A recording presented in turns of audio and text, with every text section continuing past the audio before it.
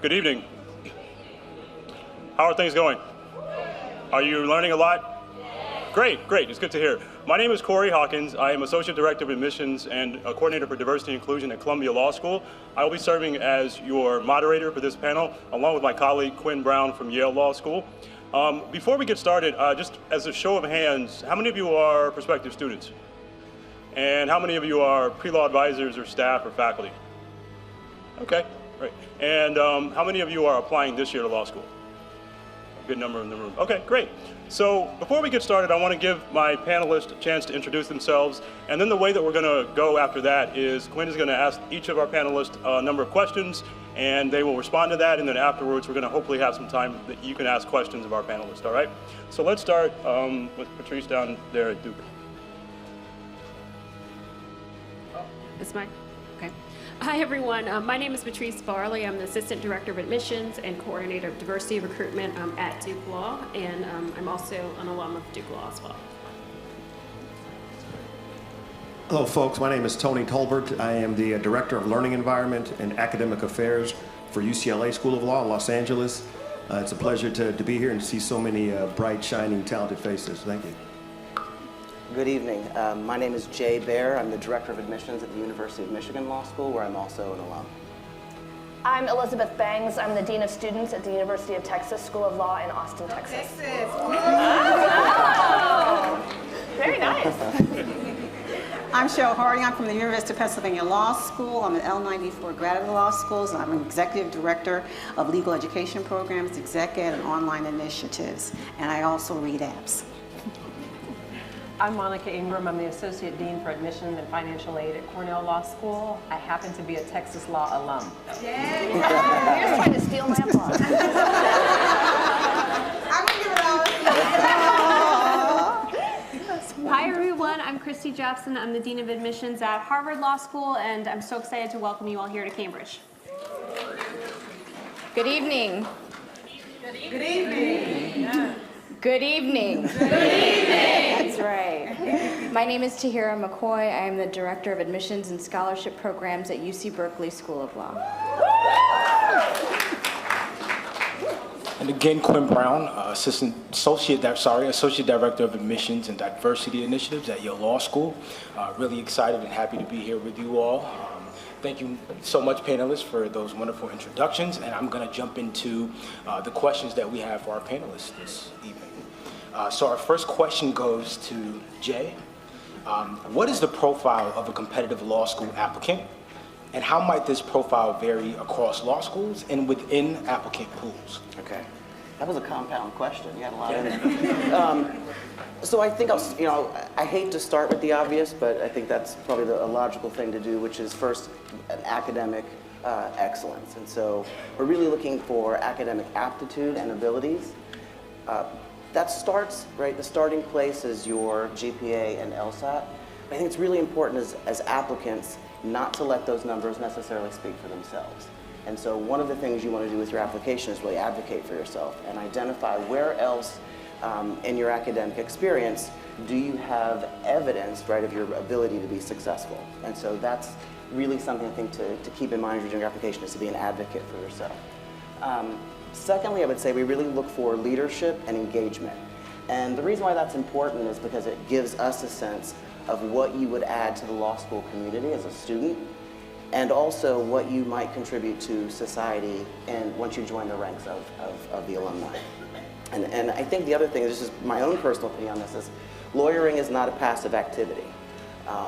You have clients who need guidance, they need counsel, and that requires leadership. And so I think being able to demonstrate that early is a skill that you will exercise when you get to practice. The last thing I would say would be a sense of purpose. We look to see that the decision to go to law school is one that is thoughtful and intentional. And that doesn't necessarily mean that you need to know the exact area of practice that you're going to go into. And it doesn't mean that you need to use your personal statement as an opportunity to explain why you want to go to law school. But there should be at least implicitly an understanding of what is motivating and driving you sort of towards this career in law. Thank you so much, Jay. Same question over to Patrice. Sure. So I think I'll just add two quick things. One would be strong writing skills. So within your personal statement, I think that's something that most law schools will be looking for, the quality of your writing, the strength of your writing. So definitely making sure that there's no typos and grammar errors and all of that in your personal statement. Also, I think having very strong or solid letters of recommendation can also carry a lot of weight. So if you have recommenders that are all consistently saying very positive, very strong things about you, I think that can also make you a very competitive candidate. Thank you, Patrice. Our next question is for Monica. What are the factors that aid law school admission experts in distinguishing between similarly profiled candidates? And what are the types of things that an applicant can do to truly stand out? So truly standing out is probably the most difficult thing to cultivate. And I think that it holds a lot of applicants back in preparing for their applications because you're so focused on how am I going to be so unique that I'm the only one in the applicant pool that's going to look like this. If you let that go, you'll be so much further ahead. You can't cultivate standing out, but there are things that you can do, factors that are common with all applicants that are exceptional in the applicant pool, and I think that that part is much more important and easier to achieve. Know that your experience is singular. It may be similar, however, to others, but it's singular. It's your own experience, it's your own voice. You're the only person that looks like you that's done the things that you've done. So when you're looking at an application, it has components, be it a personal statement, your academic record, letters of recommendation, your resume, your addenda that you can submit, and all of those components come together in a way that allow you to create a narrative that is your own. And if you put forward the time and have those various components complement one another, those are the types of applications, to me, that truly stand out. And it's a given what my colleague said about your academic performance and your ability to write well. Know that lawyers write to inform and they write to persuade. And that's what your application will be. That's your first litmus test of that. And it's not to see how you look as a lawyer to be, because that's not our expectation. Even though some of you have legal office experience, maybe paralegals, have worked in some sort of background that's similar, but we're not trying to see how you look as a lawyer before you get there. We want to know that you maximize the experiences that you have and you relay it to us in a way that is coherent and persuasive. If there are weaknesses within your application, don't act like we won't see them. Acknowledge them. All right? Put them in context. You frame that issue and let us know why that weakness, that perceived weakness, could in fact be a strength. When you put that together and you have that type of narrative, that's what I think helps an applicant to stand out. It is your own voice, but you're not trying to cultivate something that is almost impossible to do. Thank you. Our next question goes to Christy. Based on your experience as someone who has seen many applicants successfully navigate the application process, what advice would you give to prospective students about how to strategize making themselves competitive? So I have plenty of advice for you of taking a lot of time to coach your recommenders, taking a lot of time to study for the LSAT and whatnot, but I'd actually like to use my 2 minutes just with a pitch for something to do first, and that's reflect. And think a lot about the why and about the who. So there is some reason why you came to Cambridge, Massachusetts today and you're sitting in this audience. Either you're dissatisfied about something in the world, there's something you want to change, there's something you want to do, there's problems you want to solve. Whatever it is, that sense of purpose of why you want to go to law school and be a lawyer, write that on a Post-it note or put it on a whiteboard somewhere prominent and make that your North Star for the application, that sense of purpose. And then also think of, that's the why, and then think a lot about the who. Who are you? What are the qualities that are important to you and your values, and what do you want the admissions committee to put, when we put down the file, we think this person is what? and that's the who. So again, keep those qualities, put them on another Post-it note, and put that up too.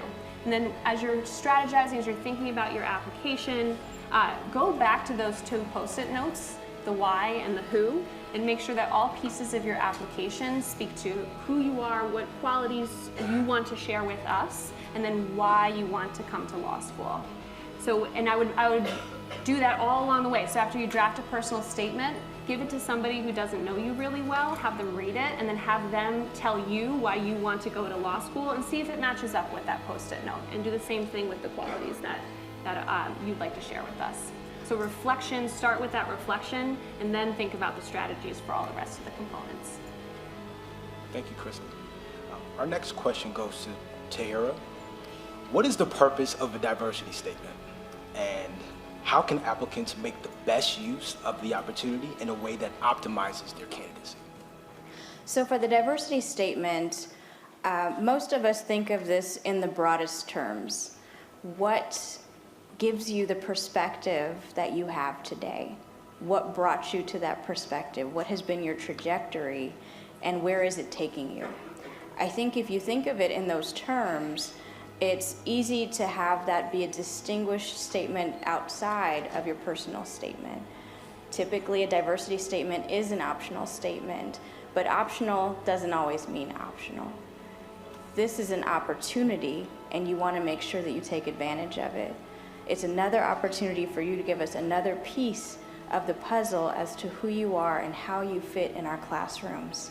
And so you want to make sure that you really think about what your perspective is, what it is that you're going to bring to the classroom, how you got that perspective.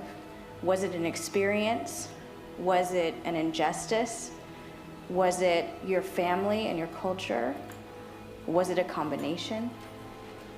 It could be any number of things, but we don't know what it is until you tell us.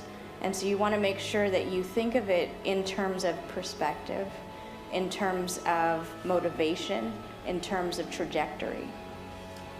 Thank you, Tahira. So over to Tony, same question about the purpose of the diversity statement. Thank you. So I would agree with all that. I guess the only thing I would add is don't feel compelled to strip your personal statement of your quote-unquote diversity, right? In many cases, your diversity statement, it is your personal statement, right? And I've read many diversity statements, and the personal statement was kind of whack, for lack of a better term, was kind of lame. It was like very bland and very nondescript and not very compelling. And then when I read the diversity statement, I was like, wow, this is saying something.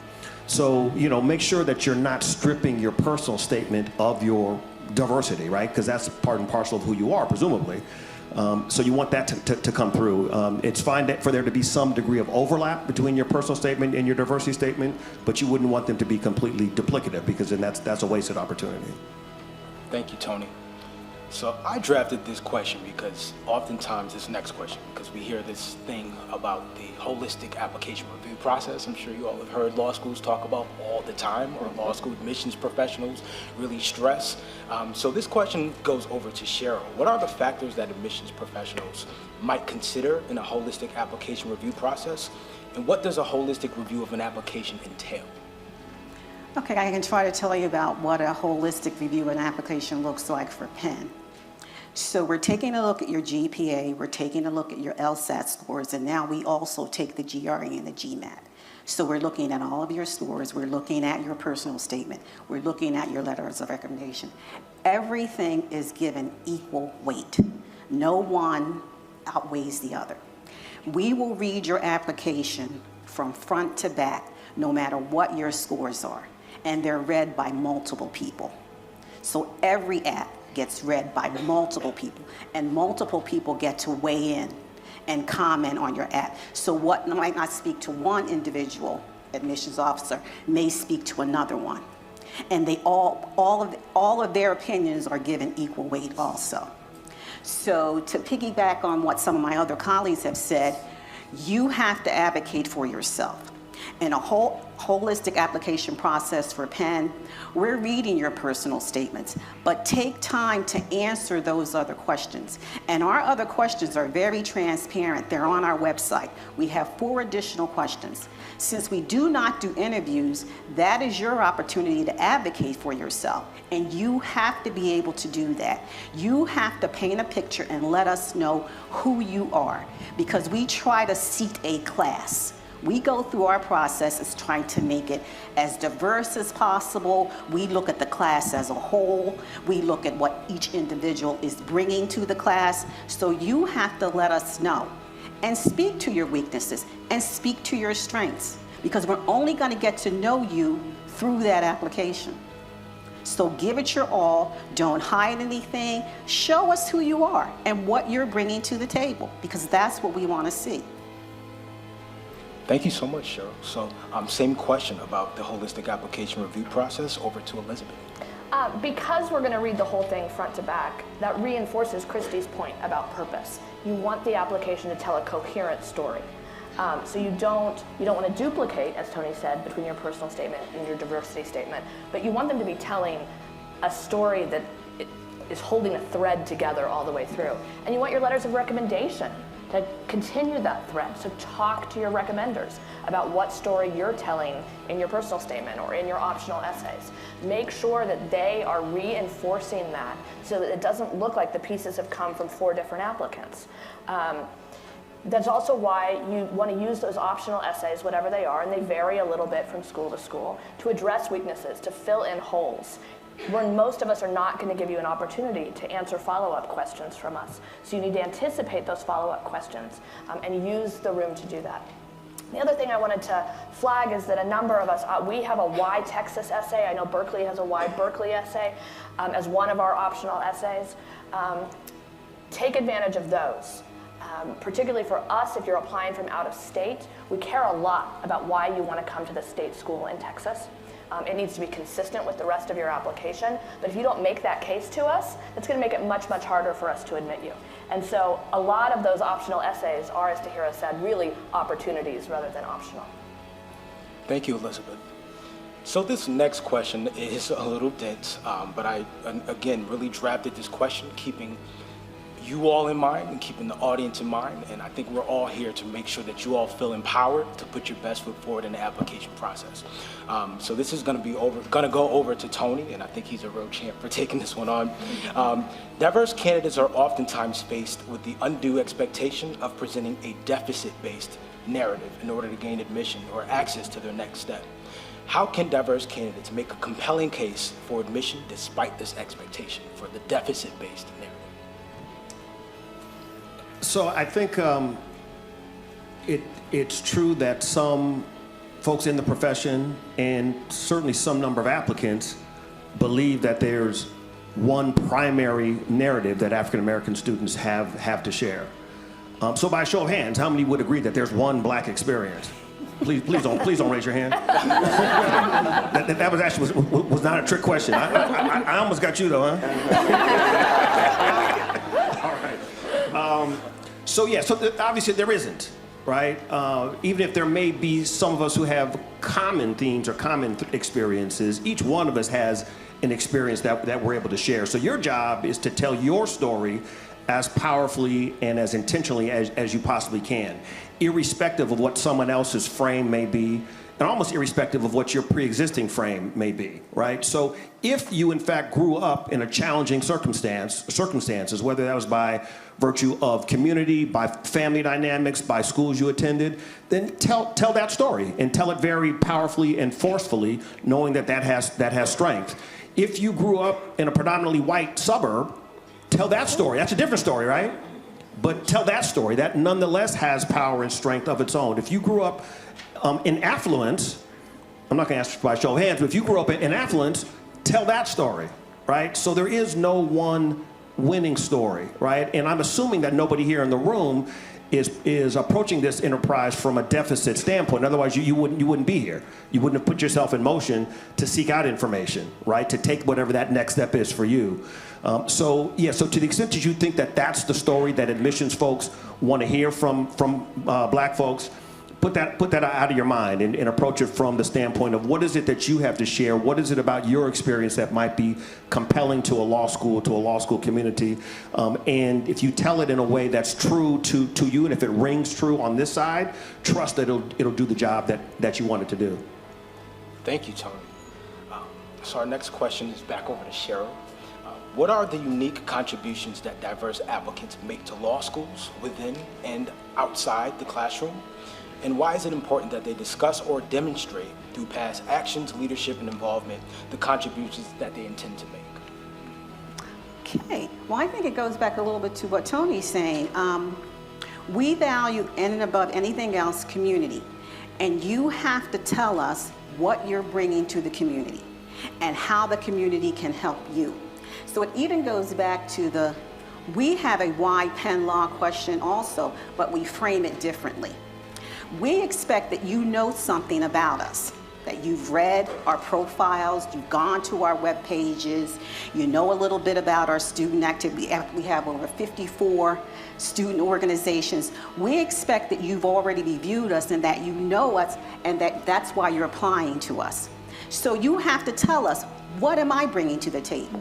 And like Tony said, each of us have a unique perspective. You are unique individuals, and you have to state that. You have to find a way to convey that. This is what I'm bringing to you. Don't always look at it as what are you going to give to me and what am I going to get out of you, but this is what I have to offer you, whether it be a perspective of affluence or a perspective of not coming from affluence. You have to tell us, because that's what we want to know, because everybody's experience brings something to that table. And we are a small school, and that's why we value community, because we want to get to know you, and we want you to get to know us. Thank you, Cheryl. Same question over to Monica.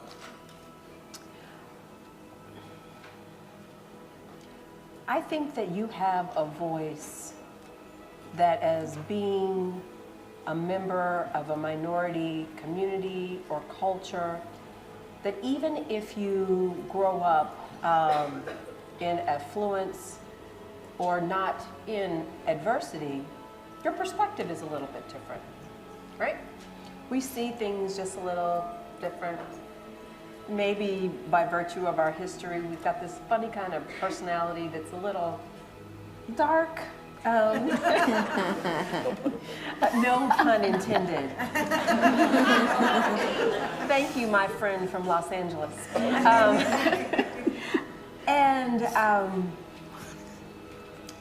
I think too often our voice is relegated to injustice. There's an expectation on both parts. You're looking for this voice that confirms that you believe that the admissions committees are seeking these individuals who have withstood intolerance or hardship, lessening of civil and human rights. And that may be true. But it is a disservice to our greater community to not want to champion voices that want to sit on the SEC commission, who want to work in corporate finance, who are interested in working at the highest halls of the government. And because we have these voices that the community expects to hear, as my colleague mentioned, that she's moving to an area that's near Fruitville Station. You know, I see the election results this year from, God bless them, the parents who have lost their children to gun violence. And we have a recognition, because that certainly disproportionately affects communities of color, correct? And so that expectation is there, but your voice still matters, you know? We are the ones that suffer the greatest redlining in terms of the housing market. So why wouldn't you want to do real estate law or work in an area of finance and securities or mortgage-backed investments? Why? The problem is not thinking how broad our voice can carry. We need to have people that not only look like you, but who have experiences that are different, that sit on the bench, that can answer questions or at least think about testimony when it's heard that has a perspective that's a little different. You know, we need people in the Senate who put on their pants maybe a little bit differently from our male colleagues, that when they hear testimony, they don't necessarily automatically discount it as being hallucinogen. Those are the things that you have. You have voices from different areas. And again, they don't have to all be from adversity. That's part of the problem. Because it means that we can only hold one little pigeonhole, right? And so that's how it's so important that your voices speak to different areas. And you know that because you, even if your parents don't work in those areas, you have mentors who have, you've had exposure to different halls. I mean, my goodness, you're in Cambridge, in Harvard. There is something about you that said this night was achievable, right? That wasn't necessarily said or understood by other friends of yours who are equally as ambitious, because there is no lack of ambition in our community. We just have to choose to not allow that paradigm to define how far our voices can carry.